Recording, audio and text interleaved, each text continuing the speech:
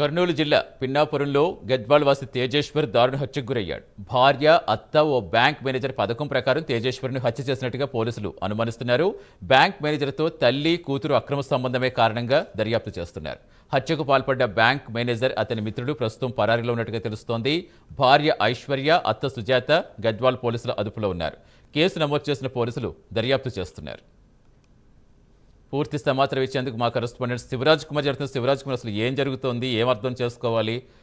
అసలు భార్య, ఆ తల్లి, కూతుర్లు కూడా బ్యాంక్ మేనేజర్తో అక్రమ సంబంధం ఏంటి? ఒకవైపు మేఘాలయ మర్డర్ కేసు ఇంకా మరొక ముందే అసలు ఇలాంటి కేసులు వెలుగు చూడడం ఏంటి? అసలు ఏం జరుగుతోంది అనుకోవాలి? ఏం చెప్తున్నారు స్థానికులు, ఏం చెప్తున్నారు పోలీసులు, ఏం చెప్తున్నారు?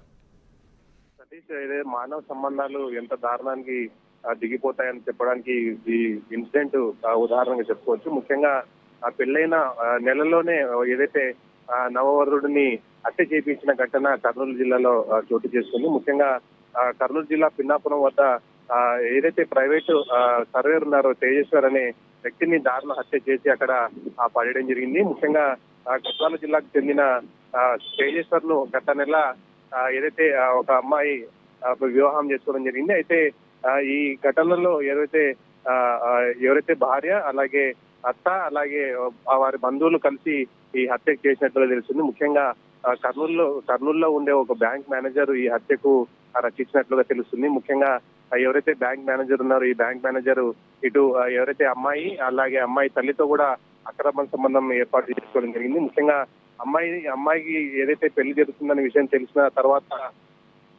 తేజేశ్వర్ ఉన్నారో ఆ తేజేశ్వర్ ని హత్య చేసేందుకు వ్యూహం రచించారు.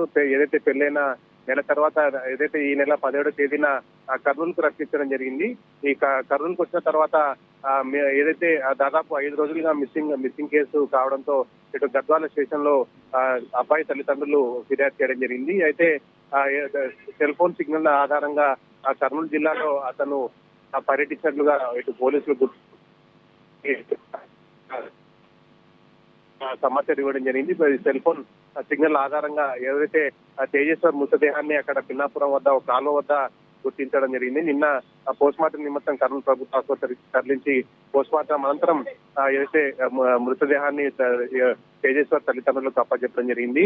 ఆ గద్వాలలో మాత్రం ఇప్పుడు విషాద ఛాయలను అలుముకున్నాయి. ముఖ్యంగా ఎవరైతే వివాహం చేసుకున్న అమ్మాయి, అలాగే ఆ తల్లి, ఇద్దరి పైన అనుమానం వ్యక్తం చేశారు ఈ అబ్బాయి తల్లిదండ్రులు. వారిని ఇద్దరిని ఇప్పుడు పోలీసులు అయితే గద్వాల పోలీసులు అదుపులోకి తీసుకున్నారు. ముఖ్యంగా